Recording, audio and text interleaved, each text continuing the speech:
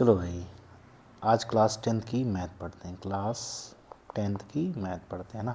बहुत आसान है, बहुत आसान है ना। 2.1 2 पॉइंट एक्सरसाइज 2.1 चैप्टर का नाम है पॉलिनोमियल, है ना। एक्सरसाइज करते हैं।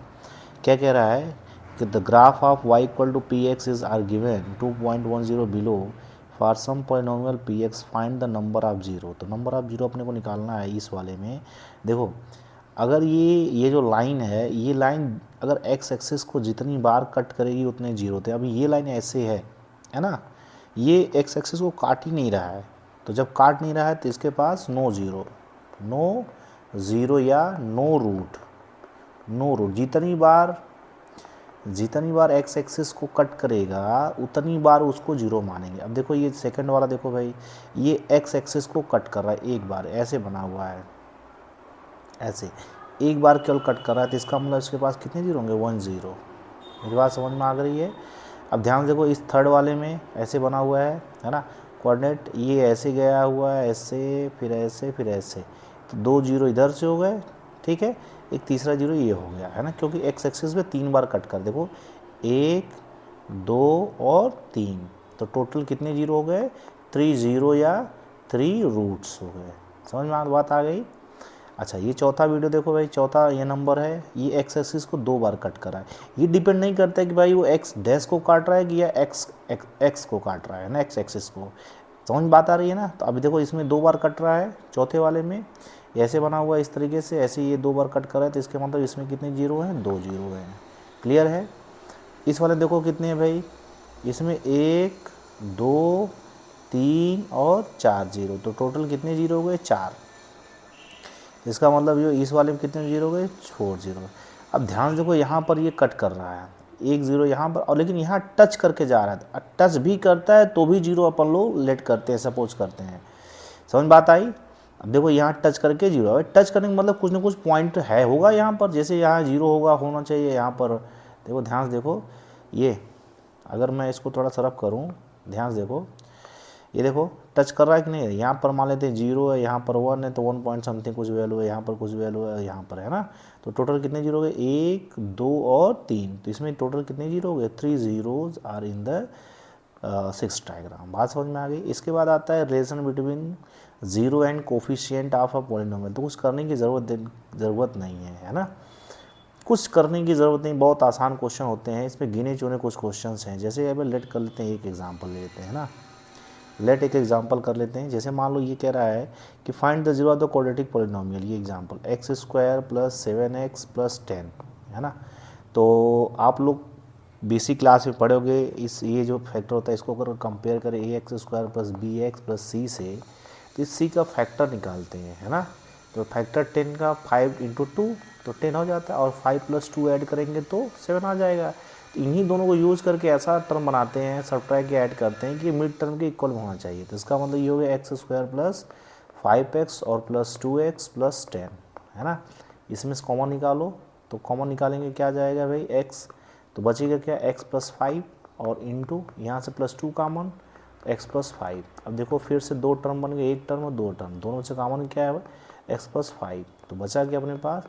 यहाँ से x बच गया और यहाँ से 2 बच गया, है ना। अगर अपने को इसमें जीरो निकालना है तो लेट करना पड़ेगा। Let x plus 5 is equal to zero, तो x इक्वल टू आ जाएगा -5, या x plus 2 is equal to zero, तो x इक्वल टू आ जाएगा -2। तो ये जो वैल्यू आई इसी को कहते हैं जीरो या रूट्स कहते हैं। क्या कहते हैं? जीरो या रूट्स कहते हैं ना। तो ये जो आया है -2 और -5, ये रूट्स आ गया है। तो अपने को पता है भाई क्या है कि सम ऑफ ज़ीरो क्या होना चाहिए, है ना। सम ऑफ ज़ीरो क्या होता है? -b/a, ठीक। अच्छा, सम ऑफ जीरो पहले देखो। सम ऑफ जीरो कहता है भाई, सम ऑफ जीरो, इन दोनों को ऐड कर लो। क्या कर लो? ऐड कर लो। तो ऐड करोगे तो -5 और -2 क्या आ जाएगा? -7। और प्रोडक्ट ऑफ जीरो क्या होता है भाई? इन दोनों का मल्टीप्लाई, तो -5 इंटू -2 तो क्या आ जाएगा? 10। बात समझ में आ गई? अच्छा, यही होता है सम ऑफ ज़ीरो। क्या होता है भाई? Sum of zero -b/a। तो -b/a का मतलब यहीं से निकालते हैं, देखो -b/a, तो ये b की वैल्यू होती है, तो b की वैल्यू है भाई -7/a की वैल्यू क्या है? 1, तो ये 1 हो गया। तो देखो ध्यान से देखो, -b/a की इक्वल टू आ गया -7, है ना। और प्रोडक्ट ऑफ जीरो क्या होता है भाई, सी बाई ए। अब सी की वैल्यू निकालो भाई, देखो सी की वैल्यू 10 है और 1, तो ये आ गया 10। देखो कोरिलेशन बन रहा है कि नहीं बन रहा है, इसको कहते हैं इधरों लेफ्ट हैंड साइड इक्वल होगा तो राइट हैंड साइड इक्वल, देखो कोरिलेशन बन गया कि नहीं बन गया, इसी को कहते हैं भाई relation between coefficient and zero. ठीक है ना, बात समझ में आ गई कि नहीं आ गई, है ना। तो एक एक्सरसाइज का क्वेश्चन लगाते हैं तो समझ में आएगा। अच्छा मान लो क्वाड्रेटिक पॉलिनोमियल रहता है जैसे a x square plus b x और प्लस सी, तो इसके 2 जीरो होंगे, कितने जीरो होंगे, 2, अल्फा और बीटा। तो कहते हैं सम ऑफ ज़ीरो, सॉरी एक मिनट, सम ऑफ ज़ीरो और दूसरा होता है प्रोडक्ट ऑफ ज़ीरो। क्या होता है, प्रोडक्ट ऑफ ज़ीरो। ठीक है ना, ये होता है। तो सम ऑफ ज़ीरो होता है भाई माइनस बी बाई ए और सी बाई ए, इसका क्या होता है सी बाई ए। ठीक है ना, इसको दूसरे टर्म कहते हैं अल्फ़ा प्लस, ये बीटा है, अल्फ़ा प्लस बीटा, और इसको कहते हैं अल्फ़ा इंटू बीटा। बात समझ में आ गई कि नहीं आ गई। अगर मान लो ये क्यूबिक हो जाए, a x cube plus b x square तो प्लस सी एक्स और प्लस डी, तो इसके 3 जीरो होंगे। वो क्या होगा भाई, एक तो सबका सम होगा alpha plus beta plus gamma is equal to minus b by a, एक होता है अल्फ़ा बीटा, है ना, product of 2 zero of addition beta plus gamma और अल्फ़ा इज इक्वल टू होता है सी बाई ए, और होता है भाई अल्फ़ा बीटा और gamma equal to minus d by a, है ना। ये 3 जीरो होते हैं। ठीक है ना, बात समझ में आ गई। चलो एक छोटा सा क्वेश्चन करते हैं, एक्सरसाइज 2.2 का पहला क्वेश्चन क्या कह रहा है भाई, find the zero of the following quadratic polynomial and verify the relation between zero and coefficient. तो कुछ करने की जरूरत नहीं है, पहला लिख लो, देखो पहला लिख लोगे एक्स स्क्वायर माइनस 2x और माइनस का 8, क्लियर है। अब 8 का फैक्टर को 4 2 जाए 8 और 4 में से 2 जाएगा तो 2, एक्स स्क्वायर माइनस 4x और प्लस 2x और माइनस का 8। अब इसमें से कॉमन निकालो तो x कॉमन, तो x माइनस 4, यहाँ से प्लस 2 निकाल लो x माइनस 4 और x minus 4 once again common, और तो क्या बचेगा x plus 2, x minus 4 is equal to 0 let करो तो x की वैल्यू आ जाएगी 4, और यहाँ से x plus 2 is equal to 0 let करो तो x इक्वल टू आ जाएगा माइनस 2। 2 जीरो अपने पास आ गए, एक 4 आ गया और एक माइनस का 2 आ गया। ठीक है ना, इसके बाद क्या जाता है भाई, सम ऑफ ज़ीरो क्या होता है। अच्छा पहले क्वेश्चन लिख लेते हैं, देखो x square minus 2x minus का 8, तो ये कहते हैं भाई sum of zero, sum of SUM, sum of zero, sum of zero क्या होता है, sum of zero minus b by ए, तो ये क्या है minus b, minus minus 2 by 1, तो ये आ गया भाई 2, क्या आ गया 2,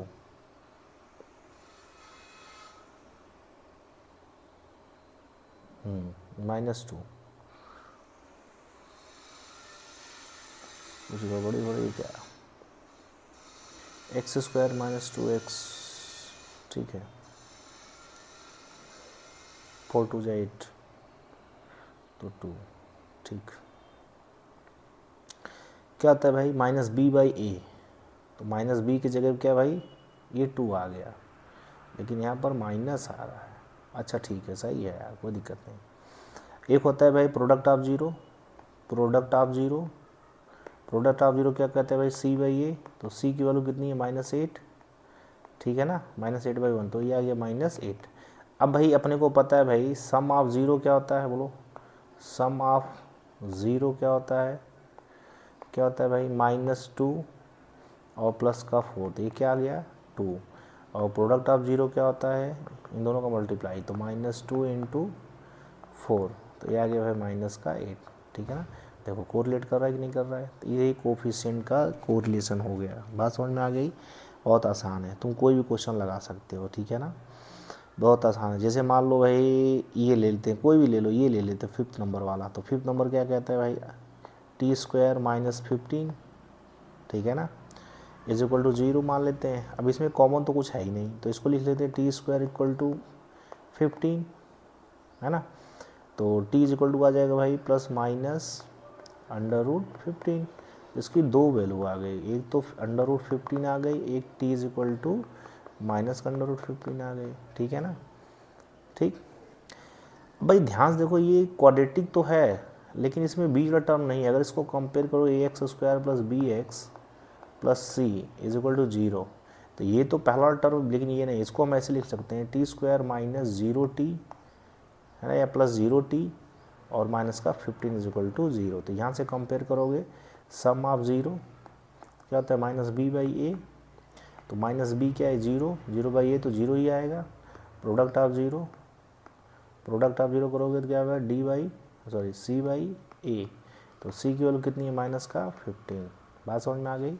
अच्छा हम इन दोनों को ऐड करें यहाँ से, यहाँ सम ऑफ 0 निकालें तो क्या आएगा भाई सम ऑफ 0, तो माइनस का under root 15 plus under root 15, तो ये दोनों कट करके 0 हो जाएंगे कि नहीं हो जाएंगे। तो प्रोडक्ट ऑफ 0 क्या आ जाएगा, product of 0 minus 15 under root में और इंटू अंडर रूट में 15, तो दोनों सॉल्व करोगे कितना आ जाएगा माइनस का अंडर रूट 15। बात समझ में आ गई, सॉरी माइनस का अंडर माइनस का 15, ठीक है ना, माइनस का। तो ये देखो मिल रहा है कि नहीं, एक ही 0 इसमें दिखा रहा है, एक तो 0 हो रहा है। समझ बात आ गई ना। तो ये ऐसे को रिलेशन निकालते हैं। आपको समझ बात आ गई कि नहीं आ गई, बहुत आसान क्वेश्चन है ना।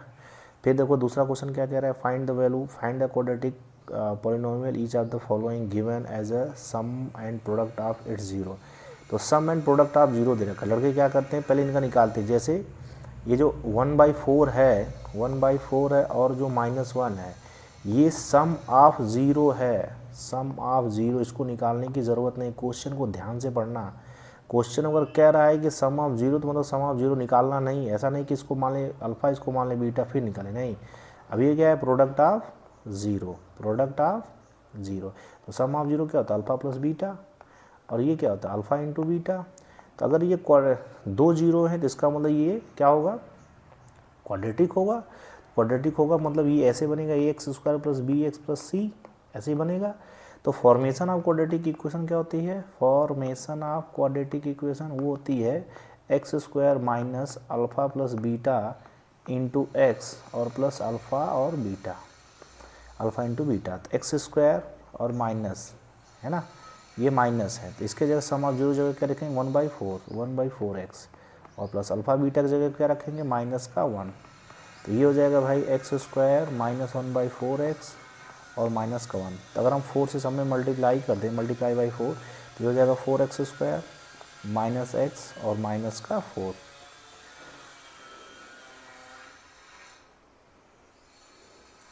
से मल्टीप्लाई कर दें,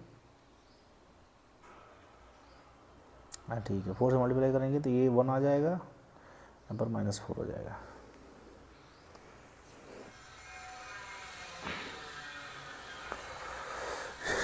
ठीक है ना, समझ बात आ गई।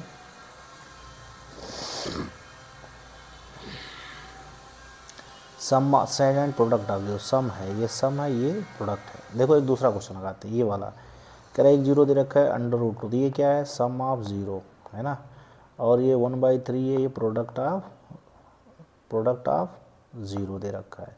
तो होता है formula x² minus alpha plus beta x और प्लस अल्फ़ा इंटू बीटा। तो ये हो गया x² minus alpha plus beta की जगह क्या रखेंगे अंडर रूट 2x प्लस इसके जगह पे 1/3। तो 3 से सब में मल्टीप्लाई करेंगे तो 3x² minus 3 under root 2x और प्लस का 1। तो ये हमारा आंसर आ जाएगा। समझ बात आई। कोई भी ले लो तुम, कोई भी, ये इसको ले लेते हैं भाई, ये देखो उसी तरीके से दे रखा है 1/4 माइनस में और एक 1/4, ठीक है ना। तो वही x² माइनस 1/4 x प्लस 1/4, तो हो जाएगा x² माइनस 1/4x और प्लस का 1/4। तो सब में मल्टीप्लाई कर देंगे 4 का, तो ये बन जाएगा 4x माइनस x और प्लस का 1। ये क्वाड्रेटिक बन गई। आसान है कि नहीं है, देखो चैप्टर भी ख़त्म हो गया। अच्छा लास्ट वाला देखते हैं 6 नंबर वाला। 6 नंबर क्या कहता है भाई, ये जो 4 है ये कह रहा है सम ऑफ 0 और ये 1 कह रहा है प्रोडक्ट ऑफ 0, ठीक है ना। तो फार्मूला क्या होता है x² minus alpha plus beta into x और प्लस अल्फ़ा इंटू बीटा। तो ये हो गया x² minus alpha plus beta की जगह क्या रखेंगे 4x प्लस 1 बस। अच्छा एक चीज़ ध्यान देना, इसमें वो फैक्टर करने मत बैठ जाना कि भाई फैक्टर करना है ये इसका कोई कैसे फैक्टर, नहीं, जो दिया है हम उसके अकॉर्डिंग सोचेंगे, उसके अकॉर्डिंग आंसर निकालेंगे। बात समझ में आ गई। चलो आज के लिए बस इतना ही, थैंक यू।